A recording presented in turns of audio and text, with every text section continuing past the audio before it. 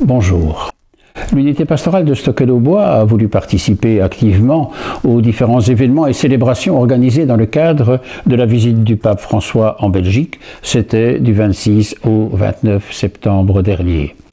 Les images sont un langage, elles parlent d'elles-mêmes, et un commentaire accompagnera comme un fil rouge capable de relier les différentes étapes de ce voyage. Nous retrouvons maintenant un groupe de paroissiens à l'arrêt du bus 36, c'est devant l'église Saint-Alix. C'est le bus 36 qui assure la liaison directe entre Saint-Alix et le Champ d'Oiseaux, où se trouve l'Annonciature apostolique, ou, pour le dire autrement, l'ambassade du Vatican en Belgique. La paroisse Saint-Alix et avec elle l'unité pastorale de Stockel-aux-Bois avaient été invités par le nonce, Monseigneur Franco Coppola, pour saluer le pape François à son départ de l'Annonciature vers Leuven. C'était le vendredi 27 septembre après-midi. Quelques 63 paroissiens avaient répondu à cette invitation et ont rejoint le couvent des franciscains, à partir duquel, et après les nécessaires contrôles de sécurité, ils ont pu accéder à l'avenue des franciscains.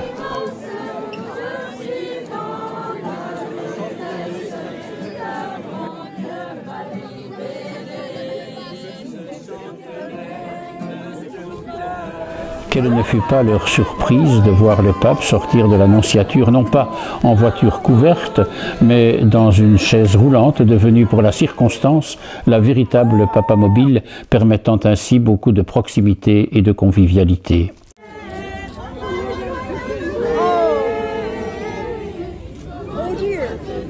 Presque tous ont pu donner la main au pape, échanger un regard, voire même une parole.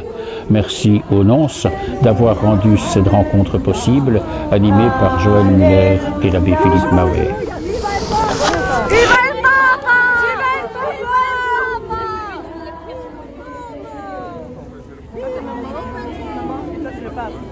Viva il Papa! Viva il Papa! Samedi 28 septembre. C'était le rendez-vous pastoral avec l'église de Bruxelles. Dès le matin, plusieurs responsables de l'unité pastorale de Stockel-aux-Bois ont pu se joindre à la basilique de Kuckelberg, à la foule de tous ceux et celles qui animent l'église de Bruxelles et plus largement de nos différents diocèses. Le pape les invita à centrer la pastorale et la vie chrétienne sur 3 axes: l'évangélisation, la joie et la miséricorde.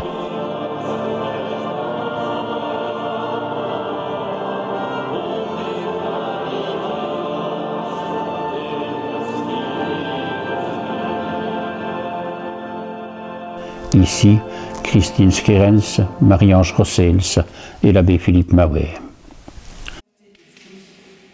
Nouvelle étape dans la nuit du samedi 28 au dimanche 29 septembre pour l'ultime journée de ce voyage 2024 du pape en Belgique.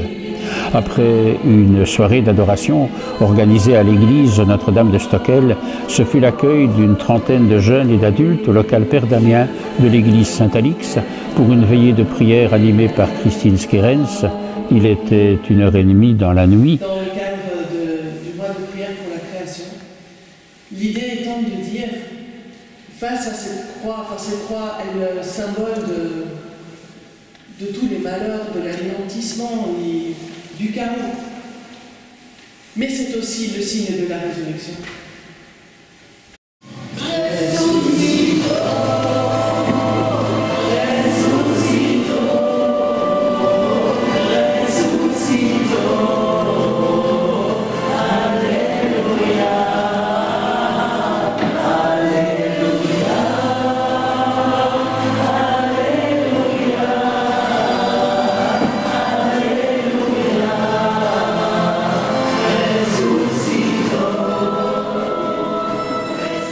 Il y eut aussi le potage qui précédait le départ, vers 2h45, d'une marche nocturne de 12 km qui allait conduire ces pèlerins jusqu'au stade Roi-Baudouin.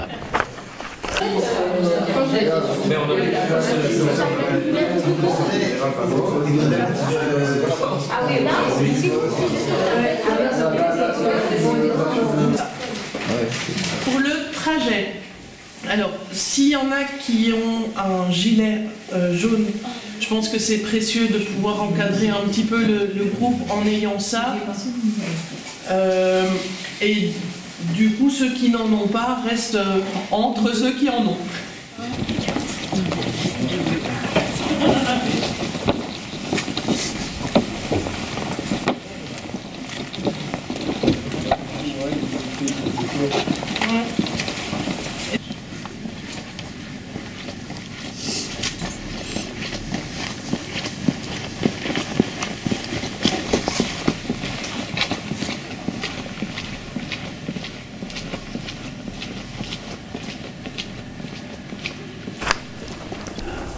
Ce fut alors l'arrivée au Ezel, à l'heure où arrivaient les premiers participants à la messe que le pape allait présider devant quelques 40 000 personnes.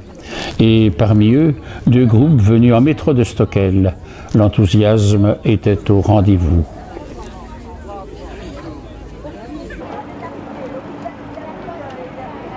C'était sans doute la première fois de son histoire que le Stade Roi-Baudouin accueillait une messe, une grand-messe, et plus encore une messe présidée par le pape. Il y eut le roi Philippe et la reine Mathilde avec les souverains du Grand-Duché de Luxembourg où le pape avait fait étape avant de venir en Belgique. Il y eut le roi Albert II et la reine Paola. Il y eut surtout la foule de 40 000 personnes, dont plus de 6 600 jeunes qui avaient participé à un festival de prières et de louanges depuis la veille après-midi. Des représentants du gouvernement et des autorités civiles, il y eut les évêques de Belgique et de nombreux prêtres et diacres religieux et religieuses, ainsi que des représentants des autres religions reconnues en Belgique. Pendant ce temps, à l'église Saint-Alix, et après une brève célébration animée par l'abbé Philippe Mahouet, sœur Christine Richir et frère Christian Nicolas à l'orgue, ce fut la retransmission sur grand écran de la messe célébrée par le pape au stade Roi-Baudouin. Merci à Jean Leclerc, Gaëtan et Geoffroy Daubechy, Didier et Véronique Loire et Georges Litz à la caméra qui ont permis cette retransmission. Un journaliste de KTO, la télévision catholique, a également réalisé un reportage sur cet événement. Un lien permanent était établi avec le stade Roi-Baudouin et avec Christian Verstraete et sa caméra. Dans son homélie, le pape revint sur la nécessité et le devoir pour l'Église d'éradiquer, autant que faire se peut, les actes criminels des abuseurs pédophiles, avec le souci, manifesté aussi par le pape, d'accompagner les victimes de ces actes odieux. Sur la pelouse du stade, quel beau spectacle, mais surtout quel beau symbole que cette terre, cette mappemonde, devenue un soleil. Ne serait-ce pas là l'image de l'espérance en marche aux dimensions planétaires?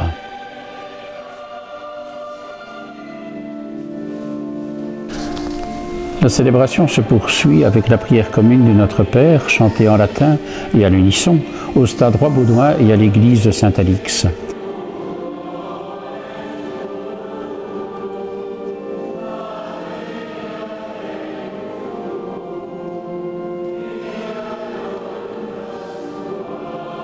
La célébration avait débuté par la béatification de sœur Anne de Jésus en présence de nombreux membres de la famille carmélitaine. Elle s'acheva par l'annonce surprise par le pape d'un prochain procès de béatification du roi Baudouin, et cela dans le stade qui porte son nom.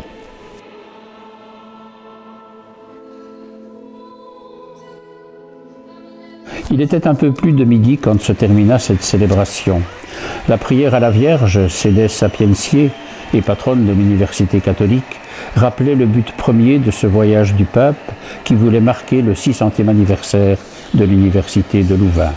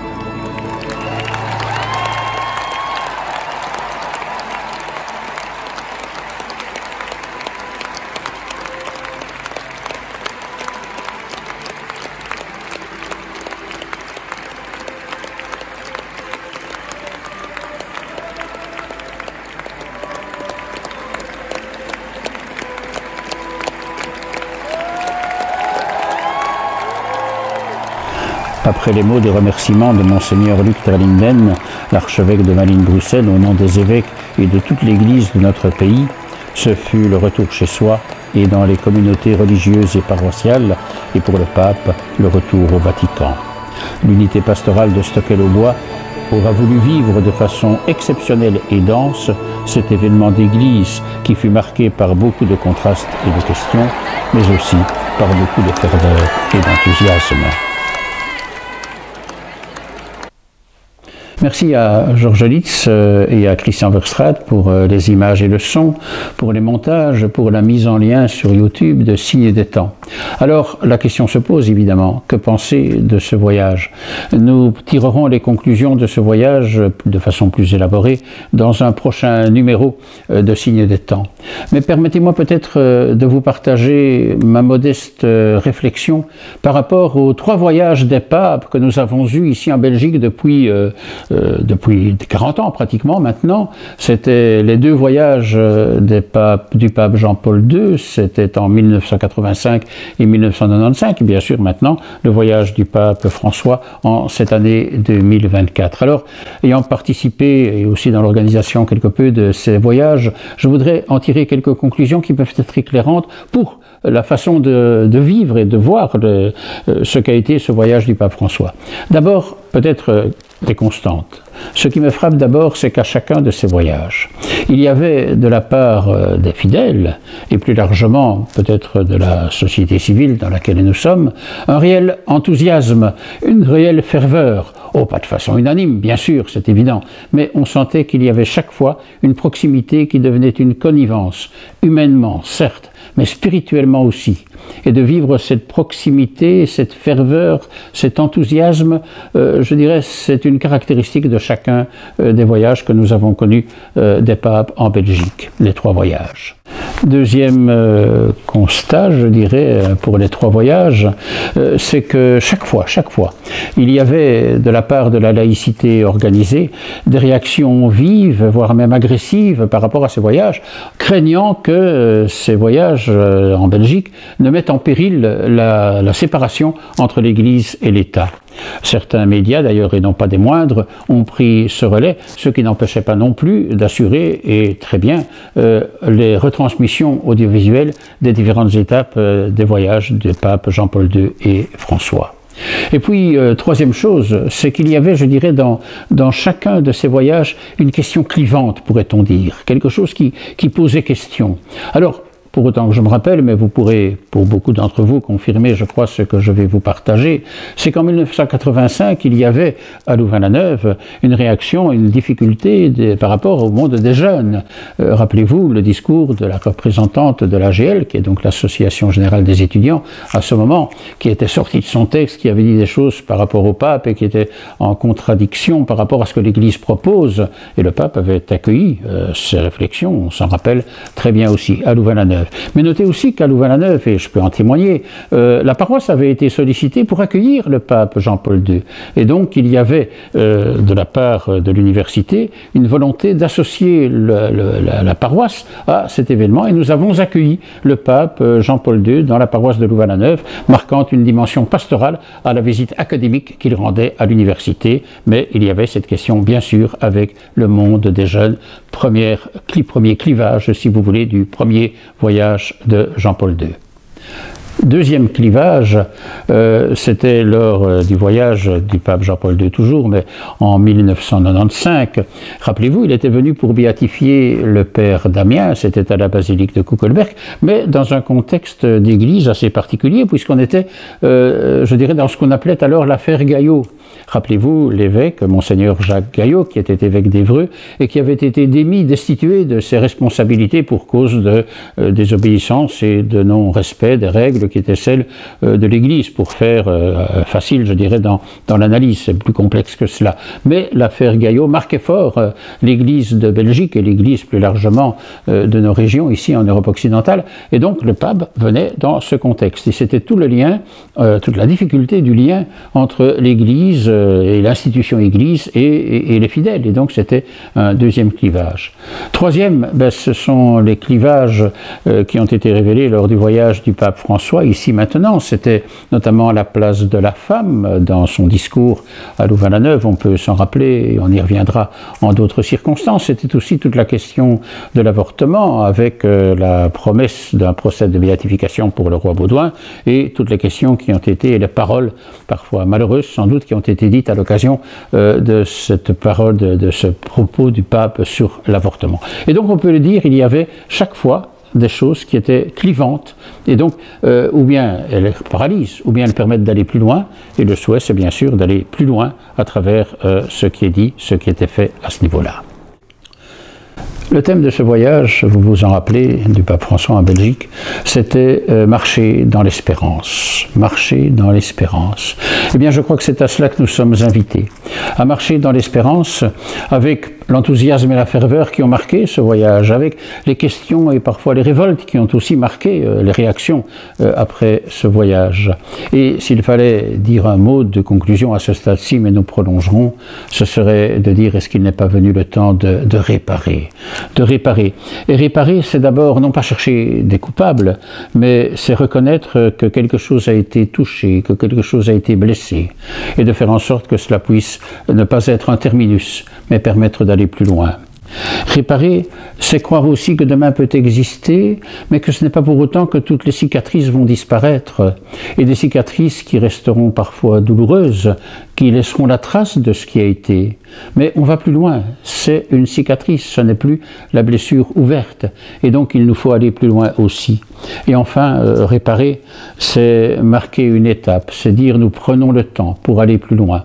Et nous le ferons, nous l'espérons en tout cas ici, avec Signe des Temps, dans notre prochain numéro, avec Monseigneur Luc Terlinden, l'archevêque de Malines-Bruxelles. Ce sera l'occasion de prolonger à la fois la ferveur et l'enthousiasme que vous avez pu constater dans notre reportage, mais aussi les questions que nous avons évoquées pour pouvoir réparer l'Église, faire en sorte que nous puissions marcher dans l'espérance. Au revoir, à très bientôt.